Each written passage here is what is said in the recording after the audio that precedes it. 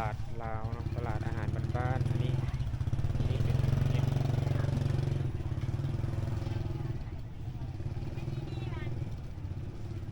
ขายต้มไก่เนี่ยโอ้มีแต่แนวเป็นตะแซ่บพี่น้อง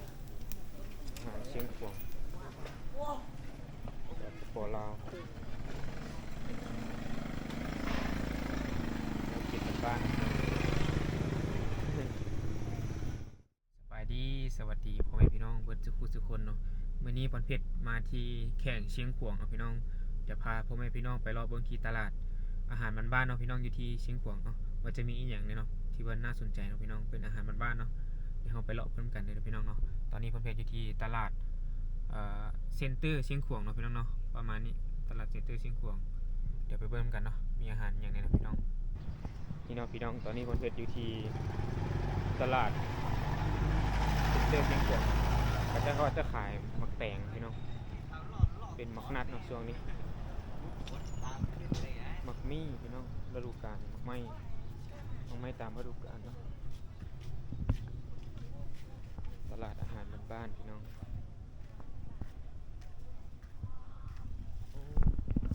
อันนี้เป็นผักเนาะเป็นมะเขือ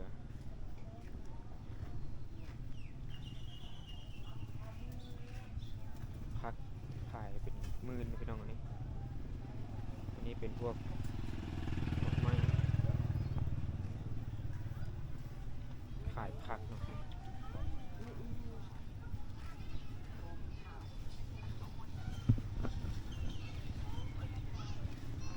บรรยากาศสดๆพี่น้องอาหารบ้านๆพี่น้อง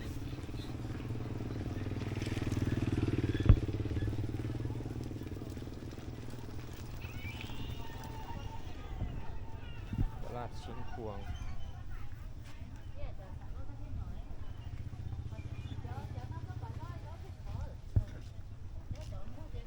เงาะโล40,000กีบนะว่ามองใหญ่อันนี้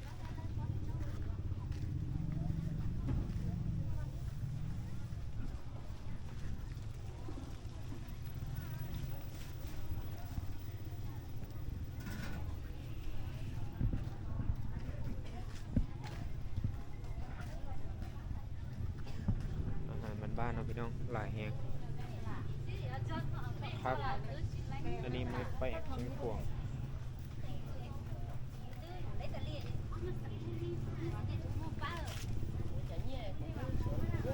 หมักไหม้พี่น้อง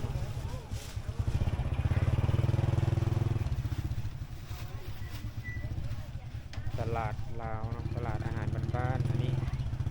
เป็นเนี่ย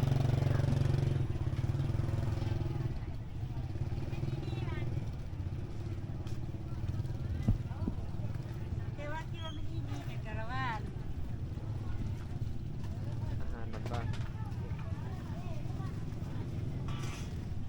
เขาขายอยู่ข้างทางนี่เลยเนาะพี่น้องอันนี้ห้างผักปลา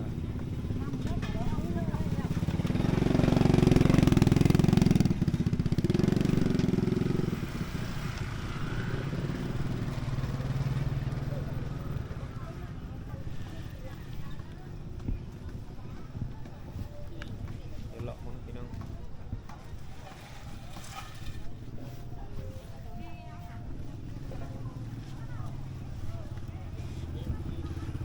บรรยากาศในที่ตลาดเซ็นเตอร์เชียงขวางเนาะพี่น้องเนาะข้าวกล้ามนะแม่ลูกข้าวกล้ามข้าวต้มผักต้ม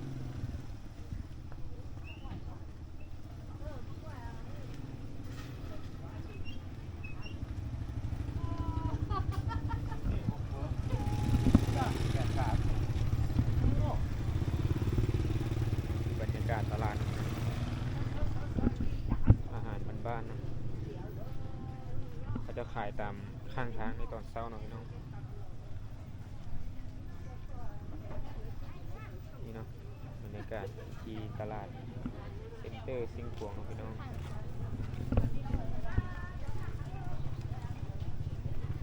จะขาย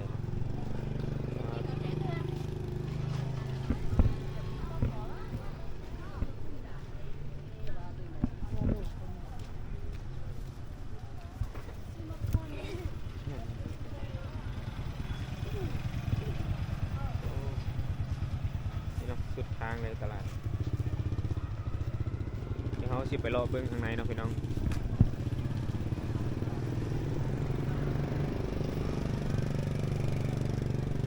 รถไฟฟ้าเด้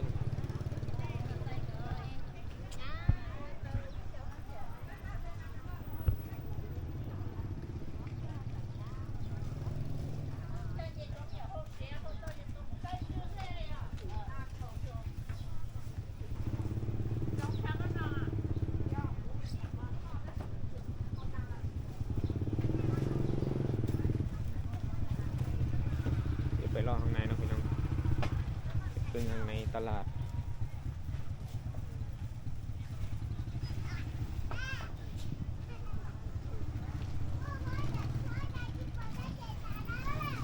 ตลาดมีแต่ผักเนาะ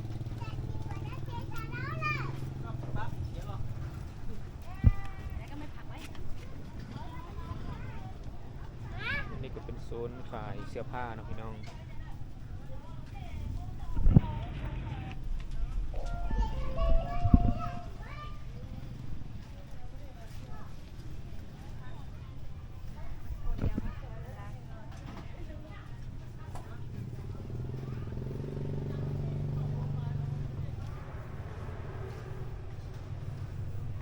เดี๋ยวไปเลาะเบิ้งข้างในเนาะพี่น้อง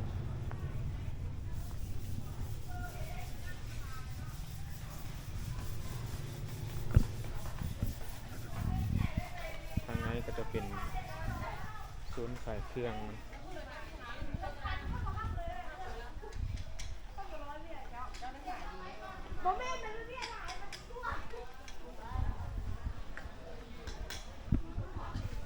ขายอาหารของกินเนาะพี่น้องตลาดเซ็นเตอร์เชียงขวงสปป.ลาวเนาะพี่น้อง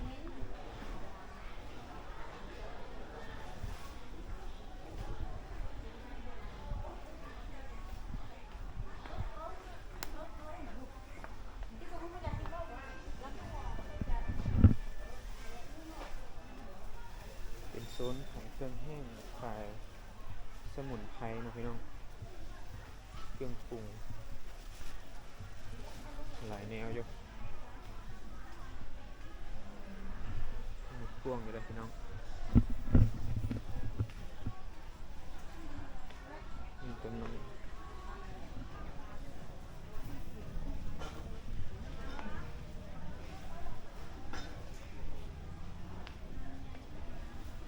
ี่เนาะบรรยากาศตลาดเซ็นเตอร์เชียงขวง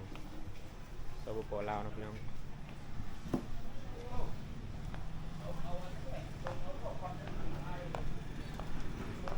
เดี๋ยวเราเลาะเบิ่ง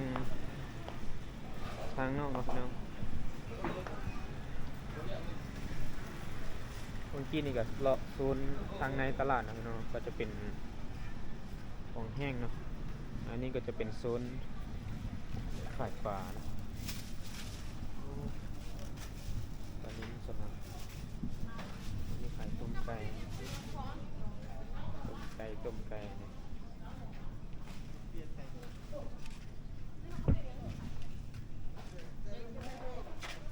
ของกินซุปอันนี้โอ้มีแต่แนวเป็นกระแซ่บพี่น้อง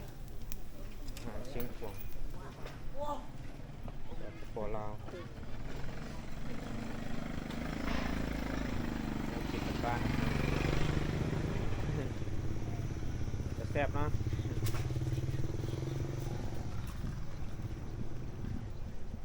อันนี้ก็เป็นโซนหมากไม้โซนขายผักนะพี่น้อง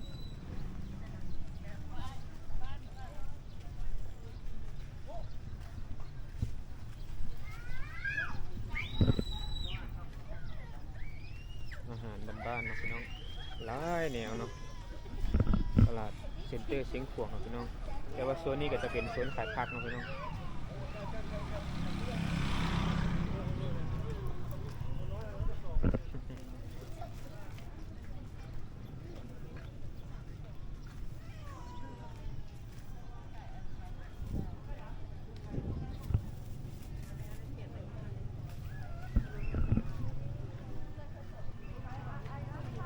บรรยากาศอยู่ที่อันนี้จะน่าจะเป็นวงเวียน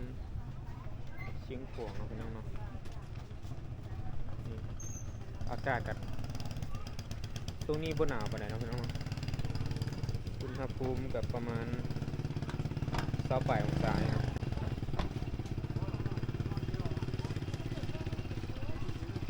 เดี๋ยวเบิ่งอุณหภูมิเนาะอุณหภูมิอยู่ที่เชียงขวางอยู่ที่22องศาเนาะพี่น้อง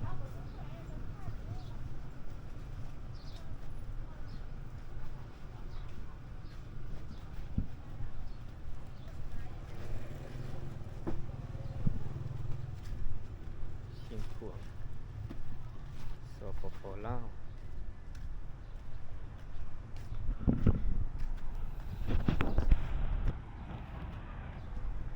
โอเคพี่น้องคลิปนี้ผมเพชรกับพาทุกคนมาเลาะที่